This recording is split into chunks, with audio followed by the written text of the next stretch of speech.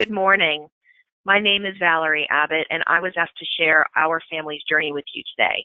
It's been a while since I've looked back at family photographs or thought about how far we've come, so thank you for this opportunity to look back.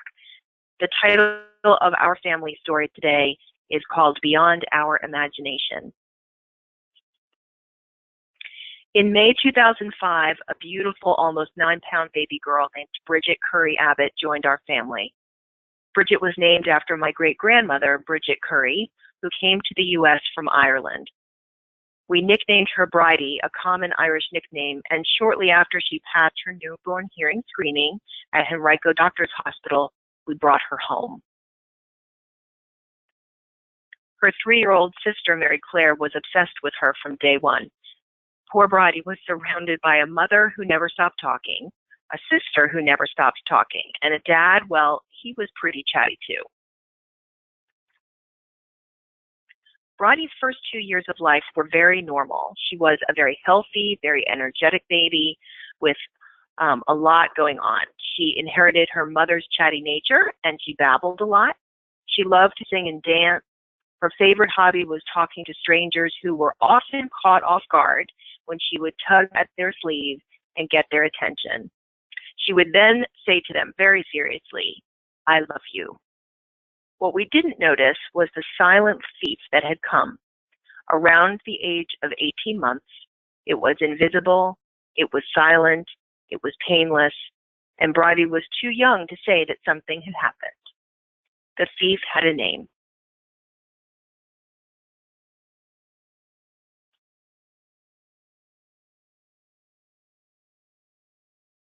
When Bridie was 2.5, we enrolled her in preschool at the Weinstein Jewish Community Center.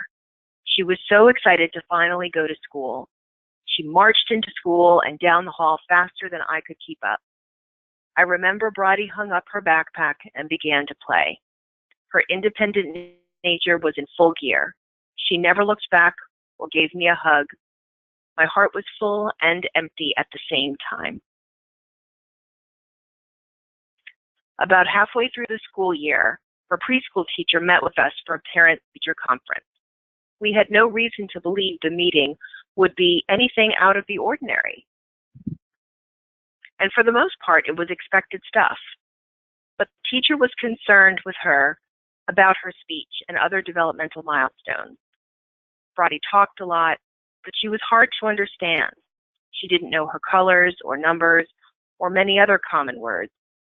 The staff at the JCC recommended we contact Henrico County Early Intervention for a speech evaluation. We agreed and made the call. An appointment was made. No one was worried. I remember that in-home appointment as clearly as I remember the details of this morning. I insisted on my husband going to work because this was not going to be a big deal. The meeting took place in my living room, and after a brief chat, the woman told me to ask Bridie to get 3 things out of the kitchen. Safe things Bridie could reach on her own without help. I thought about it and said to Bridie, "Bridie, can you go into the kitchen and bring me a fork, a spoon, and a cup?" I said this with the use of my hands. Bridie proudly marched off, and the woman from early intervention took notes. "Very good," she said. "That was great. Now, when Bridie comes back, can you ask her to get 3 more things from a different room, but this time, don't use your hands when you talk to her." I thought that was a strange comment, but I agreed. When Bridie returned, I said, "Bridie, can you go into your bedroom and get 3 things?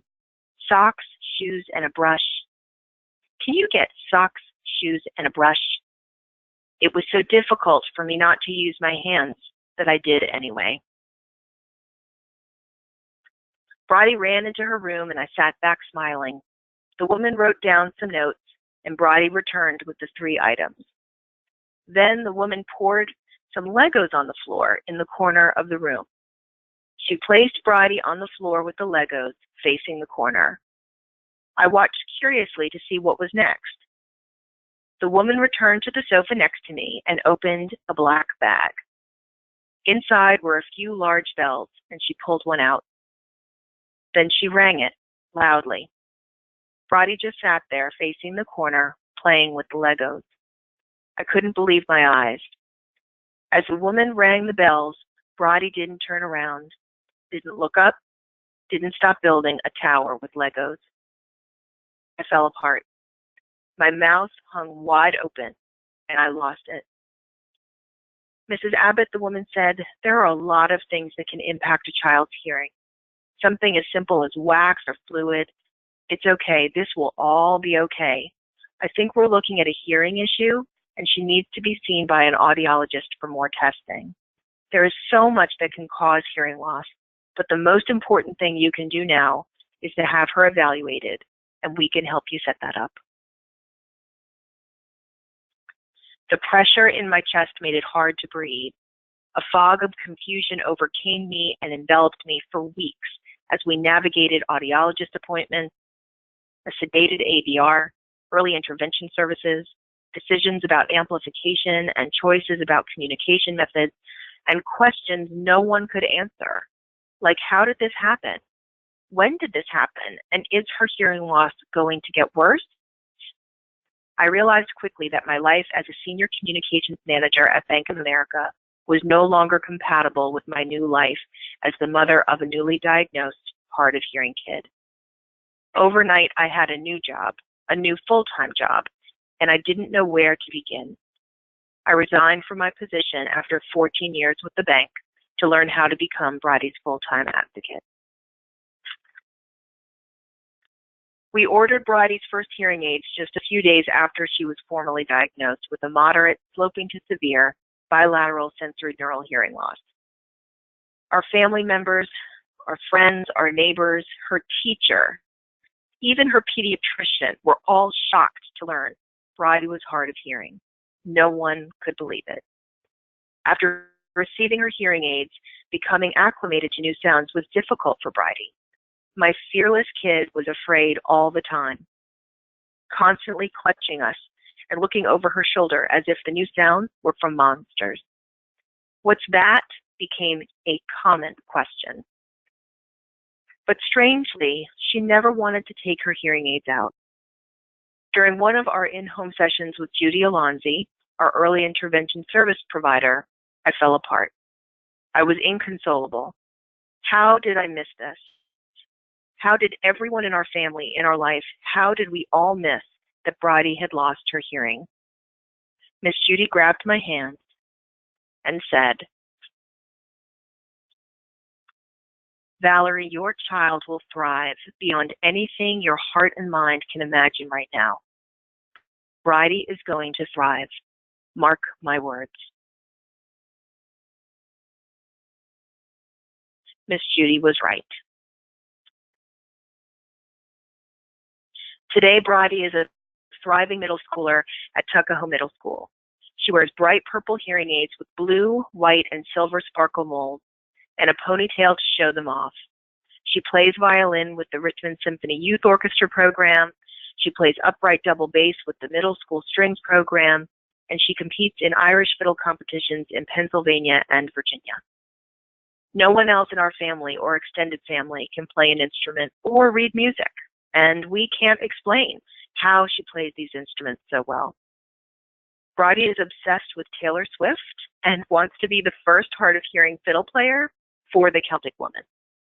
She also wants to be a teacher for the deaf and hard of hearing or an audiologist, which, by the way, Brady and her audiologist, Anna Durkee, are best friends. 2 peas in a pod. Brady thinks middle school is boring and would rather chat with her friends in class than focus on her classwork. In fact, she will talk to anybody about anything. At least that's what her teachers tell me. And now she wants to learn ASL so she can talk with deaf kids. Remember, she comes from a family of talkers. When she's not doing homework or practicing an instrument, she's running around the neighborhood looking for a playmate or begging to go to the mall with her older sister.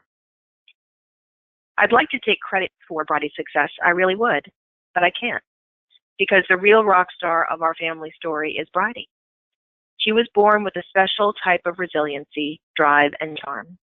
She genuinely loves her hearing aid. She's proud to be what she is. She does not see her disability as limiting, but in some ways, actually an advantage. In fact, she recently shared that if there was ever a surgery that would restore her hearing, she would opt out. If you tell her or you ask her, she'll say, I'm happy with my ears and what I hear, and I'm happy with what I don't. This is me. I'm good with it. Yeah, we're good with it too.